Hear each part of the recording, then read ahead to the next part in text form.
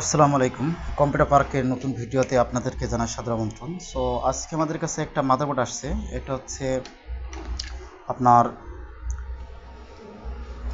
G6 840 G6 model. আমাদের কাছে এরকম মাদারবোর্ড অ্যাভেলেবেল আসে। আমরা এই ধরনের মাদারবোর্ড সার্ভিসিং করে থাকি। 840 G5 G6 সকল প্রকার G3 থেকে শুরু করে সকল প্রকার ল্যাপটপ মাদারবোর্ড সার্ভিসিং করে থাকি।